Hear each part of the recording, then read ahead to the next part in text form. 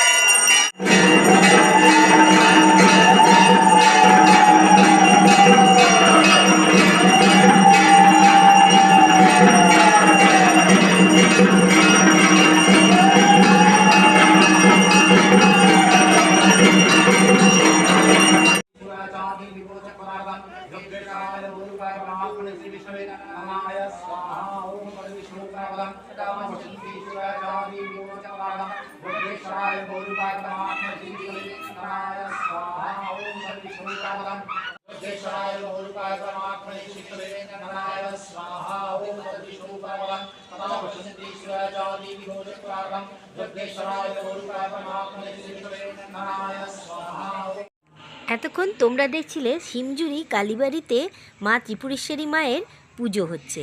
সেটা পৌষকালী পুজোর দিনের কি সুন্দর করে পুজোও হলো আর যজ্ঞও হলো। তারপরে এই দেখো তোমাদেরকে শিব ঠাকুরকে একটু দর্শন করিয়ে নিই। যেখানেই মায়ের মন্দির সেখানে বাবার মন্দিরও থাকবে, সেই কারণেই শিব মন্দিরেও একটু গেছিলাম, একটু প্রণাম করে নিলাম। তোমাদের কেমন লাগছে ভিডিওটা অবশ্যই কমেন্ট করে জানিও। আর যারা নতুন বন্ধু অবশ্যই আমার চ্যানেলটা সাবস্ক্রাইব করে তার পাশে বেল আইকনটা আর অল নোটিফিকেশানটা অন করে দিও।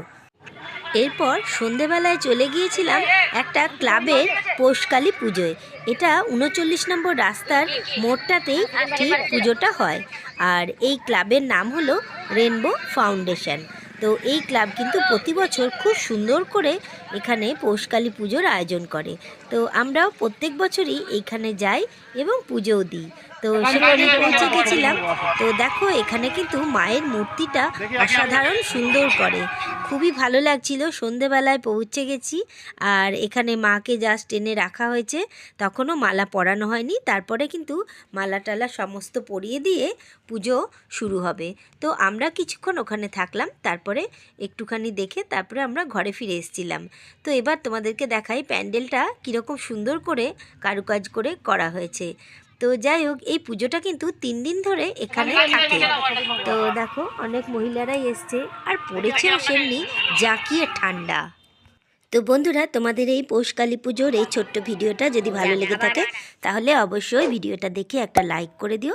আর আমার পাশে থাকার জন্য আমার চ্যানেলটা সাবস্ক্রাইব করে তার পাশে বেল আইকনটা অবশ্যই অন করে দিও। তাহলে যখনই আমি কোনো ভিডিও আপলোড করব সবার প্রথমে তোমাদের কাছে পৌঁছে যাবে।